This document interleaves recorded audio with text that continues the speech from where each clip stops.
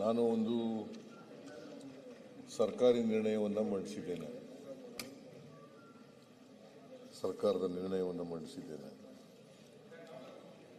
ನಿಮ್ಮ ಅನುಮತಿ ಮೇಲೆ ಆ ನಿರ್ಣಯವನ್ನು ಮಂಡಿಸಿರ್ತಕ್ಕಂಥದ್ದು.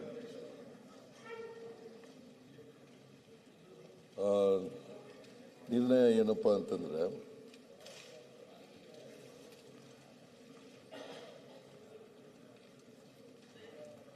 ಇತ್ತೀಚೆಗೆ ಕೇಂದ್ರ ಸರ್ಕಾರ ಅಂದರೆ ಡಿಸೆಂಬರ್ 18ನೇ ತಾರೀಕು ಚಳಿಗಾಲದ ಅಧಿವೇಶನ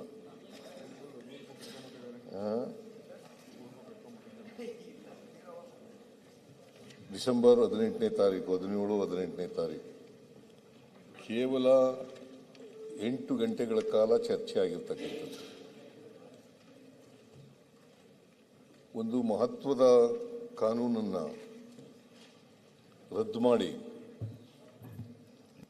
ಇನ್ನೊಂದು ಕಾನೂನು ಮಾಡುವಾಗ ಎಲ್ಲ ಸದಸ್ಯರು ಕೂಡ ಭಾಗವಹಿಸಬೇಕಾಗಿತ್ತು, ಅಥವಾ ಆಸಕ್ತಿ ಇರ್ತಕ್ಕಂಥ ಸದಸ್ಯರಿಗೆ ಭಾಗವಹಿಸಲಿಕ್ಕೆ ಅವಕಾಶವನ್ನು ಮಾಡಿಕೊಡ್ಬೇಕಾದಂಥ ಅಗತ್ಯ ಇತ್ತು. ಈ ಕಾಯ್ದೆ ಮಾಡುವಾಗ ಮಹಾತ್ಮ ಗಾಂಧೀಜಿ ಮನ್ರೇಗಾ ಕಾಯ್ದೆಯನ್ನು ರದ್ದು ಮಾಡಿ VBG ರಾಮ್ಜಿ ಕಾಯ್ದೆಯನ್ನು ತಂದಿದ್ದಾರೆ. ನಿಮಗೆಲ್ಲ ಗೊತ್ತಿದೆ ಮನ್ರೇಗಾ ಅಂತಂದ್ರೆ ಏನು ಅಂತಕ್ಕಂಥದ್ದು ಗೊತ್ತಿದೆ. ಮಹಾತ್ಮ ಗಾಂಧಿ ರಾಷ್ಟ್ರೀಯ ಉದ್ಯೋಗ ಭರವಸೆ ಯೋಜನೆ, ಉದ್ಯೋಗ ಖಾತ್ರಿ ಯೋಜನೆ. ಭರವಸೆ ಅಂದ್ರು ಒಂದೇ, ಖಾತ್ರಿ ಅಂದ್ರು ಒಂದೇ. ಓಕೆ, ಖಾತ್ರಿ ಕೂತ್ಕೊಂಡು ಮಾತಾಡಬೇಡಿ.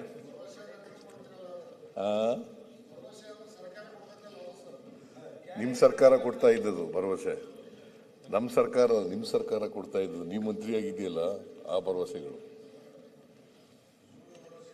ನಮ್ಮ ಸರ್ಕಾರ ಭರವಸೆ ಏನು ಕೊಡ್ತೀವಿ ಅದರಂತೆ ನಡ್ಕೋತೀವಿ, ಏನು ಮಾತು ಕೊಡ್ತೀವಿ ಅದರಂತೆ ನಡ್ಕೋತೀವಿ. ಆಯ್ತಪ್ಪ, ಹೇಳದಂತೆ ನಡ್ಕೊಳ್ತಕ್ಕಂಥ ಸರ್ಕಾರ, ನುಡಿದಂತೆ ನಡ್ಕೊಳ್ತಕ್ಕಂಥ ಸರ್ಕಾರ ಯಾವುದಾದ್ರೂ ದೇಶದಲ್ಲಿ ಇದ್ರೆ ಅದು ಕರ್ನಾಟಕದ ಕಾಂಗ್ರೆಸ್ ಸರ್ಕಾರ.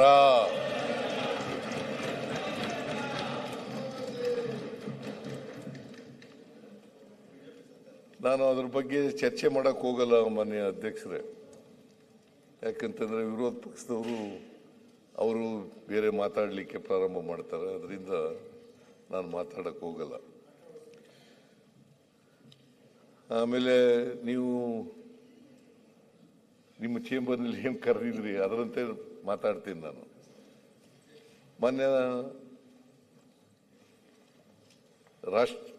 ಮಹಾತ್ಮ ಗಾಂಧೀಜಿ ರಾಷ್ಟ್ರೀಯ ಉದ್ಯೋಗ ಖಾತ್ರಿ ಯೋಜನೆ, ಅದಕ್ಕೆ ಒಂದು ಕಾಯ್ದೆ ಮಾಡಿದ್ರು.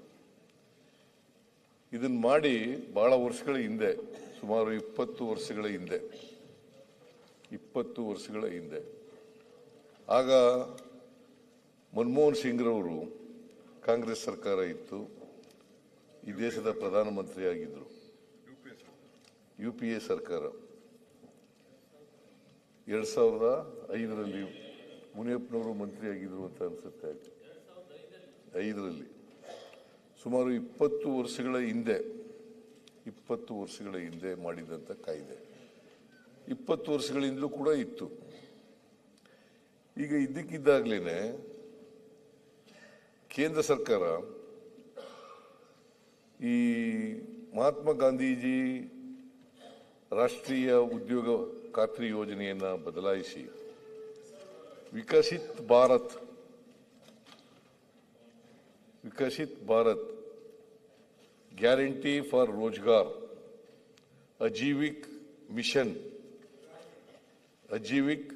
ಮಿಷನ್ ಗ್ರಾಮೀಣ್ ಅಂತಕ್ಕಂಥ ಕಾಯ್ದೆಯನ್ನು ತಂದಿದ್ದಾರೆ.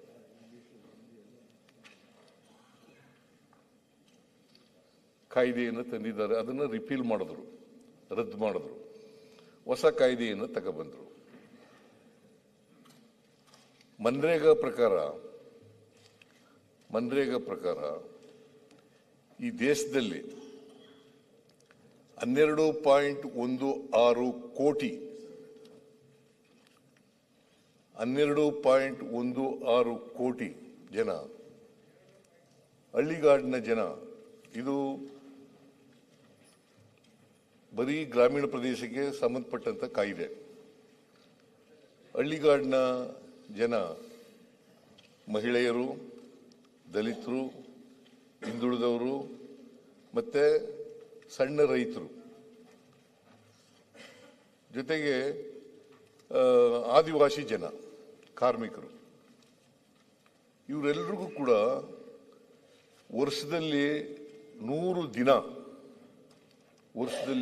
ದಿನಗಳ ಕಾಲ ಅವರು ಎಲ್ಲಿ ಕೆಲಸ ಕೇಳ್ತಾರೆ ಅಲ್ಲಿ ಕೊಡಬೇಕು. ಅಂದರೆ ಈಗ ನಾನು ನಮ್ಮ ಪಂಚಾಯತಿನಲ್ಲಿ ವಾಸ ಮಾಡ್ತಾ ಇದ್ದೀನಿ, ನಾನು ಅರ್ಜಿ ಹಾಕಿದ್ರೆ ಕೆಲಸ ಕೊಡಲೇಬೇಕು. ಒಂದು ವೇಳೆ ಕೆಲಸ ಕೊಡದೆ ಹೋದ್ರೆ ಕೂಲಿನಾರು ಕೊಡಬೇಕು. ನನಗೆ ಒಂದು ವರ್ಷದಲ್ಲಿ ಯಾವ ಕಾಲದಲ್ಲಾದರೂ ಕೊಡಬಹುದಾಗಿತ್ತು,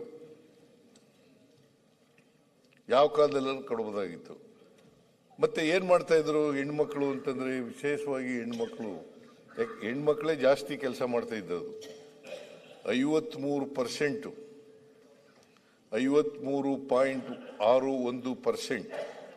53.61% ಮಹಿಳೆಯರು ಕೆಲಸ ಮಾಡ್ತಾ ಇದ್ರು. ಸುಮಾರು 28% ದಲಿತರು ಕೆಲಸ ಮಾಡ್ತಾ ಇದ್ರು. 28%, 17% ಪರಿಶಿಷ್ಟ ಜಾತಿ, ಇನ್ನು 7% ಅಲ್ಲ 11% ಪರಿಶಿಷ್ಟ ವರ್ಗ. ಪರಿಶಿಷ್ಟ ಜಾತಿ 17%, ಪರಿಶಿಷ್ಟ ವರ್ಗ 11%, ಒಟ್ಟು ಸೇರಿ 28% ದಲಿತರು ಕೆಲಸ ಮಾಡ್ತಾ ಇದ್ರು. 53% ಮಹಿಳೆಯರು ಕೆಲಸ ಮಾಡ್ತಿದ್ರು. 12.16 ಕೋಟಿನಲ್ಲಿ 53% ಮಹಿಳೆಯರೇ ಇದ್ರು. ಇವರೆಲ್ಲ ಗ್ರಾಮೀಣ ಪ್ರದೇಶಕ್ಕೆ ಸೇರಿದಂಥವ್ರು, ಎಲ್ಲ ವರ್ಗದ ಜನ ಇದ್ರು ಇಲ್ಲಿ. ಅವ್ರಿಗೆ ಈಗ ಕೆಲಸ ಇಲ್ಲದಾಗಿದೆ. ಅವರೆಲ್ಲರೂ ಏನ್ ಮಾಡ್ತಾ ಇದ್ರು ಕೆಲಸ, ಈ ಮನ್ರೇಗಾ ಬರೋಕ್ಕೂ ಮುಂಚಿತವಾಗಿ ವಲಸೆ ಹೋಗ್ತಾ ಇದ್ರು ಕೆಲಸಕ್ಕೋಸ್ಕರ ಹುಡಿಕೊಂಡು. ಯಾಕಂದ್ರೆ ಹಳ್ಳಿಗಾಡಿನಲ್ಲಿ, ನಾನು ಹಳ್ಳಿಯಿಂದ ಬಂದವನು, ಹಳ್ಳಿಗಾಡಿನಲ್ಲಿ ಎಲ್ಲ ಕಾಲದಲ್ಲೂ ಕೆಲಸ ಸಿಕ್ಕಲ್ಲ, ಕೂಲಿ ಸಿಕ್ಕಲ್ಲ. ಕೆಲವು ಕಾಲದಲ್ಲಿ ಮಾತ್ರ ಕೂಲಿ ಸಿಗುತ್ತೆ. ಇವರು ಕೂಲಿ ಬೇಕು ಅಂತಂದಾಗ ಕೊಡಬೇಕು. ಅದಕ್ಕೆ ನಾವು ಈ ಮನ್ರೇಗಾ ಅಡಿನಲ್ಲಿ ಡಿಮ್ಯಾಂಡ್ ಬೇಸ್ಡ್ ಗ್ಯಾರಂಟಿ ಇದ್ದದು. ಇದು ಮನಮೋಹನ್ ಸಿಂಗ್ ರವರು ಇದೊಂದನ್ನೇ ಮಾಡಲಿಲ್ಲ ಕಾಯ್ದೆಯನ್ನ. Right to employment, right to work, right to food, right to education, right to information, right to forest dwellers act, forest rights act, ಇಷ್ಟನ್ನೆಲ್ಲ ಕೂಡ ಮಾಡಿದ್ರು. ಇಷ್ಟು ಮಾಡಿ ಇವೆಲ್ಲವೂ ಕೂಡ ಯಾವ ಜನರು ಸಮಾಜದಲ್ಲಿ ಬಡತನ ಇದೆ, ಮಧ್ಯಮ ವರ್ಗದವರು ಇದ್ದಾರೆ, ಕೆಳ ಮಧ್ಯಮ ವರ್ಗದವರು ಇದ್ದಾರೆ, ಆ ಜನರಿಗೆ ಕೊಡ್ತಾ ಇದ್ದಂತ ಕೆಲಸ. ಇವರೆಲ್ಲರೂ ಕೂಡ ಬಡವರು. ಈ ಮೂಲಕ ಕೆಲಸ ಕೊಡ್ತಕ್ಕಂಥ ಕೆಲಸವನ್ನ ಮಾಡ್ತಾ ಇದ್ರು. ಈಗ ಅವ್ರೇನ್ ಮಾಡ್ತಾ ಇದ್ರು, ಪಾಪ ಶಾಲೆಗಳ ಪಕ್ಕದಲ್ಲಿ ಶಾಲೆಗಳಿಗೆಲ್ಲ ಸೇರಿಸ್ಬಿಟ್ಟು ಮಕ್ಕಳಿಗೆ ಕೆಲಸಕ್ಕೆ ಹೋಯ್ತಿದ್ರು, ಕೂಲಿ ಮಾಡಕ್ಕೆ ಹೋಯ್ತಾ ಇದ್ರು. ಅವ್ರ ಮಕ್ಕಳುಗಳು ಕೂಡ ಓದ್ಕೊತಾ ಇದ್ರು, ಅವ್ರಿಗೆ ಶಿಕ್ಷಣನೂ ಕೂಡ ಸಿಗ್ತಾ ಇತ್ತು. ಈಗ ಈ ಕಾನೂನಿನಲ್ಲಿ ಅಡಿನಲ್ಲಿ ಮನ್ರೇಗಾನಲ್ಲಿ ಎಲ್ಲಿ ಕೆಲಸ ಕೇಳ್ತಾರೆ ಅಲ್ಲಿ ಕೊಡ್ಲೇಬೇಕಾಗಿತ್ತು. ಈಗ VBG ರಾಮ್ಜಿ ಕಾಯ್ದೆ ಬಂದಿದೆಯಲ್ಲ, ಅದರ ಪ್ರಕಾರ ಕೇಂದ್ರ ಸರ್ಕಾರ ತೀರ್ಮಾನ ಮಾಡಬೇಕು. ಕೇಂದ್ರ ಸರ್ಕಾರ ಇದು ತಪ್ಪು. ಗ್ರಾಮ ಪಂಚಾಯತ್ ಗ್ರಾಮ ಸಭಾ ಫೈನಲ್ ಆಗುತ್ತೆ. ಮಾತಾಡ್ರಿ, ರಿಪ್ಲೈ ಮಾಡ್ಬೇಕಾರೆ ನಾವು ಶಾಂತವಾಗಿ ಕುಂತು ಕೇಳ್ತಾ ಇದ್ದೇವೆ. ಅವ್ರು ಸರಿ ಏನ್ ಹೇಳ್ತಾರೆ ನಾವು ಅವ್ರು ತಪ್ಪು ಹೇಳಿದ್ರೆ ನಾವು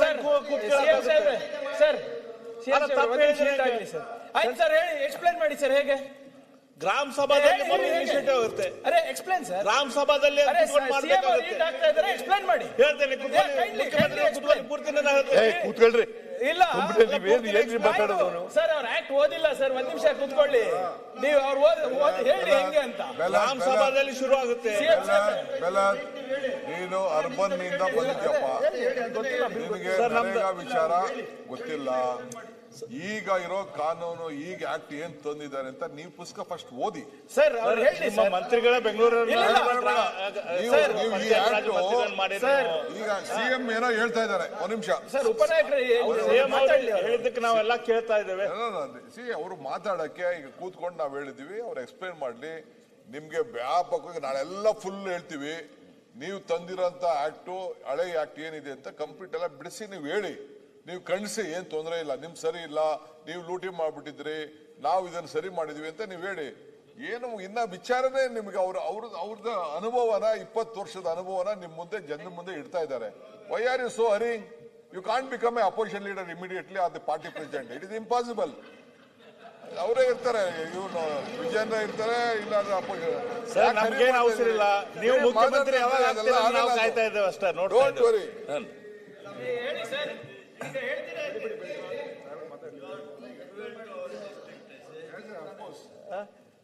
ಇಲ್ಲ ಬೆಲ್ಲದವ್ರು ನೀವು ಅಧೈರ್ಯ ಆಗ್ತಕ್ಕದ್ದಲ್ಲ. ಅವ್ರು ಶಿವಕುಮಾರ್ ಅವ್ರು ಏನೇ ಹೇಳಿ ಅಧೈರ್ಯ ಆಗ್ಬೇಡ್ರಿ ನೀವು. ಸರ್, ನಮ್ದು ಎಲ್ಲಾರ್ದು ಇಡೀ ರಾಜ್ಯದ ಲಕ್ಷ್ಯ ಇವತ್ತು ಅವರಿಬ್ಬರ ಮೇಲೆ ಐತಿ. ಉಳಿದ್ರ ಬಗ್ಗೆ ಯಾರಿಲ್ಲ. ಇಡೀ ರಾಜ್ಯದ ಲಕ್ಷ್ಯ ಮುಖ್ಯಮಂತ್ರಿಗಳ ಉಪಮುಖ್ಯಮಂತ್ರಿಗಳ ಮೇಲೆ ಇದೆ. ಬೆಲ್ಲದವ್ರೆ, ಇವರು ಶಿವಕುಮಾರ್ ಅವ್ರು ಹೇಳಿದ್ರಲ್ಲ, you are from urban area. ಕೂತ್ಕೊಳ್ರಿ ಸ್ವಲ್ಪ. ನೀವು ಯಾಕೆ, ನಮ್ಮ ರಾಚಯ್ಯನವ್ರು ಹೇಳ್ತಾ ಇದ್ರು, ನಾನು ಹೇಳಕ್ ಹೋಗಲ್ಲ ಅದನ್ನ. ಬೇಡ ಅಲ್ಲ, ನಮಗ್ ಕೆಲವರಿಗೆ ಗೊತ್ತಿಲ್ಲ. ಹೇಳಿ ಸರ್. ಎಲ್ಲರೂ ಹೇಳ್ತಾ ಇದ್ದಾರೆ ಹೇಳ್ಬೇಡಿ ಅಂತ. ಅದರಿಂದ ಹೇಳಿ, ಸ್ವಲ್ಪ ಮಂದಿ ಗೊತ್ತಿಲ್ಲ. ಹೇಳಿ, ಅದು ನಮಗ್ ಕೆಲವೊಬ್ಬರಿಗೆ ಗೊತ್ತಿಲ್ಲ. ಹೇಳಿ, ಅದು ಮತ್ತೆ ಕೇಳಿ ರೂಮಲ್ಲಿ ಕೊಲ್ತಾರೆ ಅವಾಗ. ನೀವು ಮಾತಾಡುವಾಗ, ಮಾನ್ಯ ಬೆಲ್ಲದವ್ರೆ, ನೀವು ಮಾತಾಡುವಾಗ ಸರಿಯಾಗಿ ಓದ್ಕೊಬರ್ರಿ. ನಿಮ್ಮ ಆಕ್ಟ್ನೆಲ್ಲ VBG ರಾಮ್ಜಿ ಆಕ್ಟ್ ಎಲ್ಲ ಪೂರ ಓದ್ಕೊಬರ್ರಿ. ಓದ್ಕೊಬಂದು ನಾನು ಹೇಳ್ದದ್ನೆಲ್ಲ ಸರಿ ಇದ್ದೇ ಹೋದ್ರೆ ಸರಿ ಇಲ್ಲ, ಈ ತರ ನಮ್ಮ ಆಕ್ಟ್ ಹೇಳ್ತದೆ ಅಂತ ಹೇಳಿ. ನಾ ಬೇಡ ಅಂತ ಹೇಳ್ತೀನಾ? ಆಕ್ಟ್ನಲ್ಲಿ ಇರೋದನ್ನು ಬೇಡ ಅಂತ ಹೇಳ್ತೀನಾ? ನೀವು ಆಕ್ಟ್ ಪಾಸ್ ಮಾಡಿಬಿಟ್ಟಿದ್ದೀರಿ, ಯಾಕೆ ಪದೇ ಪದೇ ಎದ್ದೀರಿ? ಎದ್ದೇಳಬಾರದು ಅಂತ ಮಾತಾಗಿರೋದು ಅಲ್ಲಿ. ಇಲ್ಲ ನಿನ್ನ ಜೊತೆ ಮಾತಾಡಲ್ಲ ನಾನು, ಇವ್ರ ಜೊತೆ ಮಾತಾಡ್ತೀನಿ. ನಾನು ಏನೋ ನನ್ನ ಫ್ರೆಂಡ್ ಮಗ ಅಂತ ನೀನು ಮಾತಾಡಿದ್ರೆ, ನೀನು ಮಧ್ಯೆ ಹೇಳಕ್ಕೆ ಶುರು ಮಾಡ್ಬಿಟ್ರೆ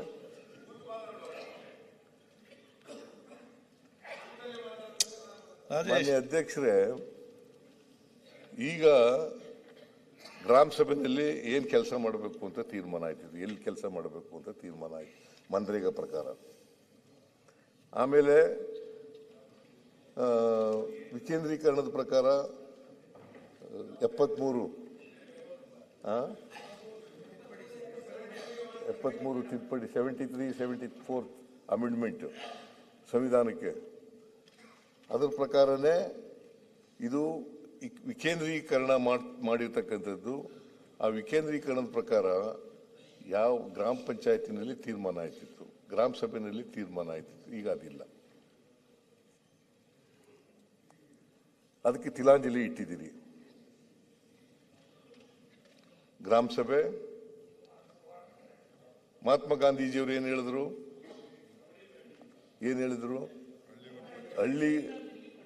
ಒಂದು ಹಳ್ಳಿನಲ್ಲಿ ಒಂದು ಪಂಚಾಯತಿ ಇರಬೇಕು, ಒಂದು ಸಹಕಾರ ಸಂಘ ಇರಬೇಕು, ಒಂದು ಶಾಲೆ ಇರಬೇಕು ಅಲ್ವೇನಪ್ಪ? ಮೂರು, ಒಂದು ಶಾಲೆ, ಒಂದು ಪಂಚಾಯಿತಿ, ಒಂದು ಕೋಆಪರೇಟಿವ್ ಸೊಸೈಟಿ ಇರಬೇಕು ಅಂತ ನೆಹರೂರವ್ರು ಹೇಳಿದ್ದು. ಇದು ಮಹಾತ್ಮ ಗಾಂಧೀಜಿ ಅಲ್ಲ, ನೆಹರೂರವ್ರು ಹೇಳಿದ್ದು. ಏನ್ರಿ ಪಾಟೀಲ್ರೆ ನೀವು ಕೋಆಪರೇಟಿವ್ ಮೂವ್ಮೆಂಟ್ನಲ್ಲಿ ಇದ್ರಿ, ಇವ್ರು ಕೋಆಪರೇಟಿವ್ ಮಿನಿಸ್ಟರ್ ಆಗಿದ್ರು, ನಾನು ಈಗ ಕೋಆಪರೇಷನ್ ನನಗೆ ಬಂದಿದೆ. ಅದರಿಂದ ನೆಹರೂರವರು ಅವ್ರ ಕಾಲದಲ್ಲಿ ಹೇಳಿದ್ದದು, ಪ್ರಧಾನಮಂತ್ರಿ ಆಗಿದ್ದಾಗ ನೆಹರೂರವರು ಹೇಳಿದ್ದದು. ಮಹಾತ್ಮ ಗಾಂಧೀಜಿಯವರು ಏನು ಹೇಳಿದ್ರು ಅಂತಂದ್ರೆ, ಗ್ರಾಮಗಳ ಸ್ವಾತಂತ್ರ್ಯ ಮತ್ತೆ ಸ್ವಾವಲಂಬನೆ ಆಗದೇನೆ ದೇಶ ಪ್ರಗತಿ ಆಗಲ್ಲ. ಗ್ರಾಮಗಳು ಅಭಿವೃದ್ಧಿ ಆಗದೇನೆ ದೇಶ ಅಭಿವೃದ್ಧಿ ಆಗಲಿಕ್ಕೆ ಸಾಧ್ಯ ಇಲ್ಲ. ಅದಕ್ಕೋಸ್ಕರವಾಗಿ ಗ್ರಾಮಗಳು ಶಕ್ತಿಯುತವಾಗಿ ಆಗಬೇಕು, ಆರ್ಥಿಕವಾಗಿ ಸಾಮಾಜಿಕವಾಗಿ ಶಕ್ತಿಯುತವಾಗಿ ಆಗಬೇಕು. ಆಗ ಮಾತ್ರ ದೇಶ ಉದ್ಧಾರ ಆಗಲಿಕ್ಕೆ ಸಾಧ್ಯ ಆಗ್ತದೆ. ಭಾರತ ಹಳ್ಳಿಗಳ ದೇಶ. ಹಳ್ಳಿಗಳಲ್ಲಿ ಉದ್ಯೋಗ ಬೇಕಾಗಿರ್ತಕ್ಕಂಥವ್ರು ಬಹಳ ಜನ ಇದ್ದಾರೆ. ಈಗ ಕರ್ನಾಟಕ ಒಂದರಲ್ಲೇ ಸುಮಾರು ನಮ್ಮ ಈಗ 85ನೇ ಇಸ್ವಿ ಇರ್ತಕ್ಕಂಥ ಲೆಕ್ಕದ ಪ್ರಕಾರ 18,18,000 ಕಾರ್ಮಿಕರಿದ್ದಾರೆ ಹಳ್ಳಿಗಾಡಿನಲ್ಲಿ. ಎಲ್ಲರೂ ಸೇರಿ 71 ಲಕ್ಷದ ಇದ್ದಾರೆ ಕರ್ನಾಟಕದಲ್ಲೇ. ಅದು ನಾನು ಮೊದಲು ಹೇಳಿದ್ದು ದೇಶದ್ದು, ಇದು ಕರ್ನಾಟಕದಲ್ಲಿದ್ದಾರೆ. ಕರ್ನಾಟಕದಲ್ಲೂ ಕೂಡ 51%ಗಿಂತ ಜಾಸ್ತಿ ಮಹಿಳೆಯರೇ ಇದ್ದಾರೆ. ಆಮೇಲೆ ನೋಡಿ, ಇದು ಒಂದು ವೇಳೆ ಈ ಕಾನೂನು ಇಲ್ಲದೆ ಹೋಗಿದ್ರೆ, ಹಳ್ಳಿಗಾಡಿನಲ್ಲಿ ಕೆಲಸ ಕೊಡದೆ ಹೋಗಿದ್ರೆ, ಈ ಕೋವಿಡ್-19 ಬಂದಿತ್ತಲ್ಲ, ಲಾಕ್ಡೌನ್ ಆಗಿತ್ತು, ಕೆಲಸ ಸಿಗ್ತಾ ಇರಲಿಲ್ಲ, ಕೆಲಸಕ್ಕೆ ಕರೆಯೋರು ಇರಲಿಲ್ಲ. ಅಂತ ಪರಿಸ್ಥಿತಿನಲ್ಲಿ ಇದು ಮನ್ರೇಗಾ ಬಹಳ ಸಹಾಯ ಆಯಿತು, ಕೂಲಿ ಮಾಡೋರಿಗೆ ಬಹಳ ಸಹಾಯ ಆಯಿತು. ಅದರಿಂದ ಮಾನ್ಯ ಅಧ್ಯಕ್ಷರೇ, ಗ್ರಾಮ ಸಭೆನೂ ಇಲ್ಲ, ಈಗ ಪಂಚಾಯತಿನಲ್ಲೂ ತೀರ್ಮಾನ ಆಗಲ್ಲ. ಆರ್ಟಿಕಲ್ 73rd ಅಮೆಂಡ್ಮೆಂಟು ಅದು ಕೂಡ ಇಲ್ಲ, ಈಗ ಅದು ವೈಲೇಷನ್ ಆಗಿದೆ. ಇಷ್ಟೆಲ್ಲ ಆಗಿ ಇವತ್ತು ಉದ್ಯೋಗಕ್ಕೆ ಕೊಳ್ಳಿಪೆಟ್ಟು ಬಿದ್ದಿದೆ. ಆಮೇಲೆ 2 ತಿಂಗಳು 60 ದಿನ ಮಾಡಾಗಿಲ್ಲ. 1 ವರ್ಷದ 12 ತಿಂಗಳಲ್ಲಿ ಯಾವಾಗಲಾರು ಕೂಡ ಉದ್ಯೋಗ ಕೇಳಬಹುದಾಗಿತ್ತು. ಈಗ ವರ್ಷದಲ್ಲಿ 60 ದಿನ ಮಾಡಾಗಿಲ್ಲ.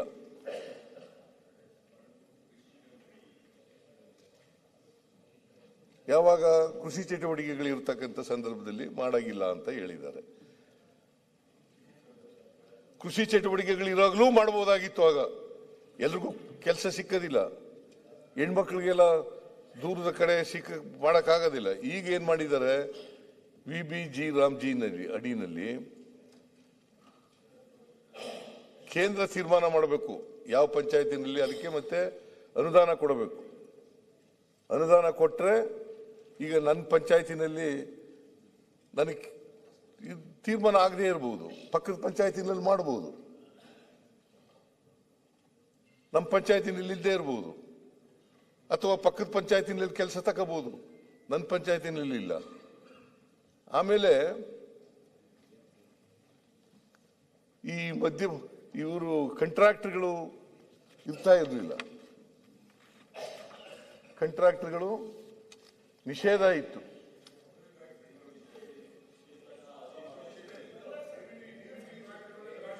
DBT ಮೂಲಕ ಆಯ್ತು ಅದು ನಿಮ್ಮ ಊರಲ್ಲಿದ್ದಾಗ ಎಲ್ಲ ಇರ್ಬೇಕಂತ ಎಲ್ಲ ಸೌದಿ ಅವರೇ ಇವರು ಉದ್ದೇಶಪೂರ್ವಕ ಮಾಡ್ತಾ ಇದ್ದಾರೆ ಅಂತ ಅನ್ಸುತ್ತೆ. ಆಕ್ಟ್ ಪ್ರಕಾರ ಮಾತಾಡಿ 60 ದಿವಸದ ಸಜೆಷನ್ ಕೊಟ್ಟದ್ದು ಇದೆ ಯುಪಿಎ ಗವರ್ಮೆಂಟ್ ಅಲ್ಲಿ ಇಲ್ಲ. ಶರದ್ ಪವಾರ್ ಅವರು ಕೊಟ್ಟ ಸಜೆಷನ್ ಅದು ಯುಪಿಎ ಆಕ್ಟ್ ಓದಿ ನೀವು, ಮನ್ರೇಗಾ ಆಕ್ಟ್ ಓದಿ, ಮನ್ರೇಗಾ ಆಕ್ಟ್ ಪ್ರಕಾರ ಅದ್ರ ಪ್ರಕಾರ ಕಾಂಟ್ರಾಕ್ಟರ್ ಇಲ್ಲ. ಏನ್ರಿ ನೀವು ಗ್ರಾಮೀಣಾಭಿವೃದ್ಧಿ ಮಂತ್ರಿ ಆಗಿದ್ರಿ?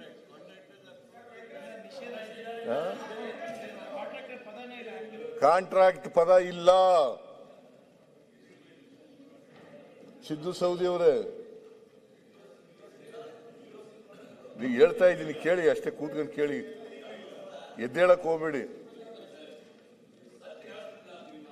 ಇಲ್ಲ ಕಾಂಟ್ರಾಕ್ಟ್ ಇಲ್ಲ. ಈಗೇನ್ ಮಾಡಿದ್ದಾರೆ ಅಂತಂದ್ರೆ ಎಲ್ಲ ಕಾಂಟ್ರಾಕ್ಟರ್ಗಳು ಪ್ರವೇಶ ಮಾಡಬಹುದು ಈಗ. ಯಾಕಂದ್ರೆ ದೊಡ್ಡ ದೊಡ್ಡ ಕೆಲಸಗಳು ತಗೋತಾರೆ. ರಸ್ತೆ ಮಾಡೋ ಕೆಲಸ, ಸೇತುವೆ ಮಾಡೋ ಕೆಲಸ, ಹೈವೇ ಮಾಡತಕ್ಕಂಥ ಕೆಲಸ, ಫ್ಲೈಓವರ್ ಮಾಡ್ತಕ್ಕಂಥ ಕೆಲಸ,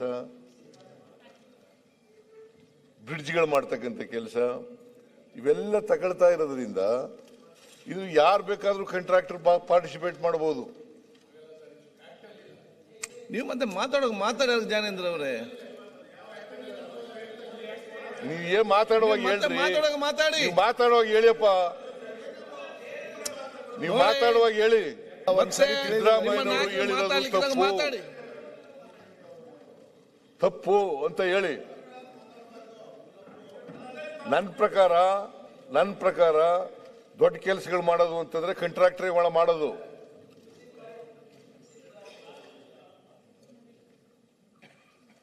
ಹಾಗಾದ್ರೆ ಪಂಚಾಯತಿನಲ್ಲಿ ತೀರ್ಮಾನ ಮಾಡೋದ್ನ್ಯಾಕೆ ಇದರಲ್ಲಿ ಸೆಂಟ್ರಲ್ ಗೌರ್ಮೆಂಟ್ ತಗೊಂಡು ಹೋದ್ರಿ? 50% ಪಂಚಾಯತಿನೇ ಮಾಡ್ತಾರೆ ಹೇಳ್ರಿ ಸರ್. 50% ಗ್ರಾಮ ಪಂಚಾಯತ್ ಗ್ರಾಮ ಸಭಾದಾಗೆ ಕೂತ್ಕೊಳ್ರಿ. 50% ಕೂತ್ಕೊಳ್ರಿ. ಬಂದಾಗ ಗೊತ್ತಾಗ್ತದೆ ನಿಮ್ಗೆಲ್ಲ. ಮುಖ್ಯಮಂತ್ರಿಗಳೇ ಹಿಂಗೆ ಹೇಳ್ತಾರಂದ್ರೆ ಏನ್ ಹೇಳ್ಬೇಕು? ನನಗೆ ಬೆಳಿಗ್ಗೆಯಿಂದ ಸಾಕಾಗ್ಬಿಟ್ಟದೆ ಇವ್ರು ನೋಡಿ. ಬಂದು ಅರ್ಧ ಮುರ್ಧ ಮಾತಾಡ್ತಿರ್ಲಿಲ್ಲ. ಸಾಕಾಗಿದ್ರೆ ಯಾಕೆ ಸಭೆ ಕೂತ್ಕೊಳ್ಳಕ್ಕೆ ಸರ್ ಬಂದಿರೋದು, ಕೂತ್ಕೊಳ್ಳಕ್ ಬಂದಿಲ್ಲ ಸರ್, ಮಾತಾಡಕ್ ಬಂದಿರೋದು. ಆಯ್ತು, ಮಾತಾಡಕ್ ಅವಕಾಶ ಕೊಟ್ಟಾಗ ಮಾತಾಡು. ಅಧ್ಯಕ್ಷರು ಅವಕಾಶ ಕೊಡ್ತಾರಲ್ಲ, ಎಲ್ಲರಿಗೂ ಅವಕಾಶ ಇದೆ, ಮಾತಾಡು. ಅವರು ಎಲ್ಲಿವರೆಗೆ ಟೈಮ್ ಕೊಡ್ತಾರೆ ಅಲ್ಲಿವರೆಗೂ ಮಾತಾಡು. ನಾನ್ ಮಾತಾಡುವಾಗ ಮಾತಾಡಬೇಡ, ಕೇಳು ಅಷ್ಟೇ. ಕೇಳುದು ಮಾತ್ರ ನೋಟ್ ಮಾಡಿ ಬರೆದಿಟ್ಕೊಳ್ಳಿ. ನೆಕ್ಸ್ಟ್ ಮತ್ತೆ ಮಾತಾಡುವಾಗ ಬೇಕಾಗಬೇಕು ನಿಮ್ಗೆ.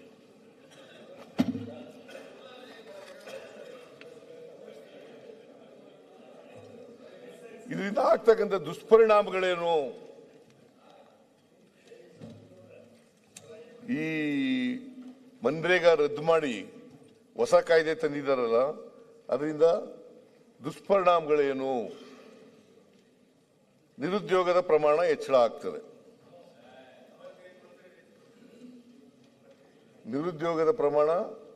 ಆಗ್ತದೆ. ಹಳ್ಳಿಗಾಡಿನಲ್ಲಿ. ಯಾರು ಕೂತು ಕಮೆಂಟ್ ಮಾಡಬೇಡಿ. ಉದ್ಯೋಗದಲ್ಲಿ ಮಹಿಳೆಯರ ಪಾಲುದಾರಿಕೆ ಇಳಿಕೆಯಾಗುತ್ತದೆ. ಅದು ಹೇಳ್ತೀನಿ. ಕೂತ್ಕೊಂಡು ಮಾತಾಡಬೇಡಿ. ಮಾತಾಡುವಾಗ ನೀವು ಸುಮ್ಮನೆ ಕೂತ್ಕೊಬೇಡ್ರಿ. ಹೌದು, ಮತ್ತೆ ಹೇಗೆ? ಯಾಕೆ ಅವ್ರು ಕೂತ್ಕೊಳ್ಳಿ ಮಾತಾಡ್ತಾರೆ? ನೀವು ಮಾತಾಡಕ್ ಬಿಡೋದೇ ಇಲ್ಲ ನಾವು. 60-40 ಅಲ್ಲ, 60-40 ಕೆಲಸ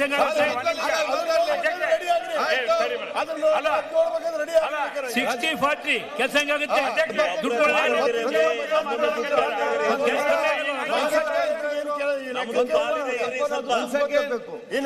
ಪ್ರತಿಪಕ್ಷ ನಾಯಕರೇ, ಮಹಾತ್ಮ ಗಾಂಧಿ ಕಂಡ್ರೆ ಆಗಲ್ಲ, ನೆಹರು ಕಂಡ್ರೆ ಆಗಲ್ಲ, ನಿಮಗೆ ಅಂಬೇಡ್ಕರ್ ಕಂಡ್ರೆ ಆಗಲ್ಲ. ನಿಮ್ಗೆ ಪ್ರತಿಪಕ್ಷ ನಾಯಕರೇ, ಒಂದ್ ಸೆಕೆಂಡ್, ಈಗ ಅಲ್ಲಿ ಮಾತಾಡಿದ್ವಿ, ನೀವು ಯಾಕೆ ಅಲ್ಲಿ ಕೂತ್ ನೋಡಿ. ಬಹಳ ಸ್ಪಷ್ಟವಾಗಿ ಬೆಳಿಗ್ಗೆ ಒಂದು ಮಾತಾಯಿತು, ಮತ್ತೆ ಚರ್ಚೆ, ಅದ ನಂತರ ಅಲ್ಲಿ ಬಂತು. ಇವತ್ತು ಇದಾದ ನಂತರ ಪ್ರತಿಪಕ್ಷ ನಾಯಕರು ಮಾತಾಡಲಿಕ್ಕೆ ಇದ್ದಾರೆ. ಈಗ ಮಾನ್ಯ ಮುಖ್ಯಮಂತ್ರಿ ಮಾತಾಡುವಾಗ ನೀವು ಅಲ್ಲಿ ಲಾಸ್ಟ್ ಬೆಂಚಲ್ಲಿ ಕೂತು ಡಿಸ್ಟರ್ಬ್ ಮಾಡಿದ್ರೆ ನಾಳೆ ಪ್ರತಿಪಕ್ಷ ನಾಯಕರು ಮಾತಾಡಬೇಕು, ಅಲ್ಲಿಂದ ಅದೇ ಡಿಸ್ಟರ್ಬ್ ಮಾಡಿ ಯಾರಿಗೂ ಕೂಡ ಪ್ರಯೋಜನ ಆಗಲಿ. ಒಂದ್ ಸೆಕೆಂಡ್ ಕೇಳಿ,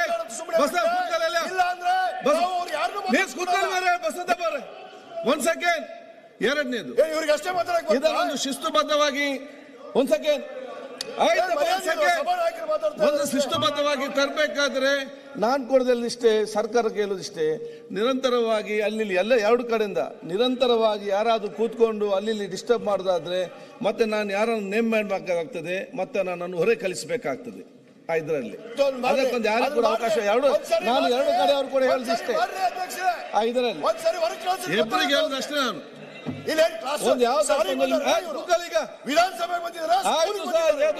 ನಾನು ಹೇಳಿದ್ರೆ ನಿಮ್ ಕೂಡ ಲಭಾಗ ಆಗ್ತದೆ. ನಾನು ಹೇಳಿದ ಅವರಿಗೆ ಮಾತ್ರ ಅಲ್ಲ, ಅದು ನಿಮ್ ಕೂಡ ಬರ್ತದೆ. ಅದು ಎಲ್ಲರಿಗೆ ನಾನು ಹೇಳ್ದಿಷ್ಟೇ. ನೋಡ್ರಿ, ಸದನ ನಡಿಬೇಕಾದ್ರೆ ನಿಮ್ದು ಕೋಆಪರೇಷನ್ ಇರಬೇಕು, ನಮ್ದು ಕೋಆಪರೇಷನ್ ಇರಬೇಕು.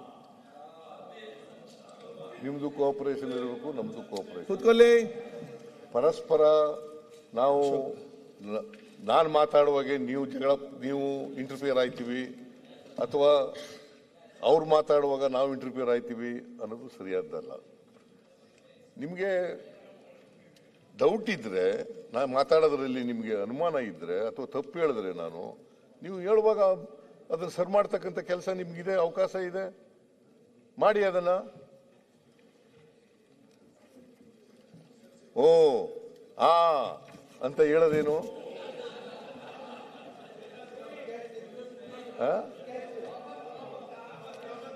ನಿಮ್ಗೆ ಇಷ್ಟ, ನಿಮಗೆ ಗೊತ್ತು, ನನಗೆ ಗೊತ್ತಿದೆ. ಮನ್ರೇಗಾ ಕಾಯ್ದೆಯನ್ನ ಬದಲಾವಣೆ ಮಾಡಿ VBG ರಾಮ್ಜಿ ತಂದಿದ್ದೀರಿ. ಅದು ತಗೊಬಂದು ಅದನ್ನ ಯಾವುದೇ ಕಾರಣಕ್ಕೆ ಚರ್ಚೆ ಆಗಬಾರದು ಇಲ್ಲಿ ಅಂತಕ್ಕಂಥದ್ದು ನಿಮ್ಮ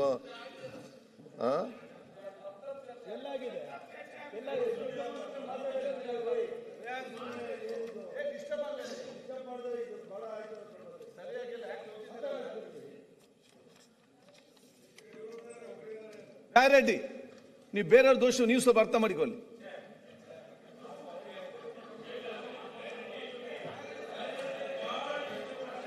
ಮಾತಾಡ್ಲಿಪ್ಪ, ಅದೇ ಪ್ರಾಬ್ಲಮ್. ಮಾನ್ಯ ಅಧ್ಯಕ್ಷರೇ, ಇವರಿಗೆ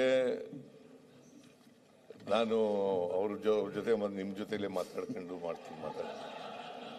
ಅವ್ರ ಜೊತೆ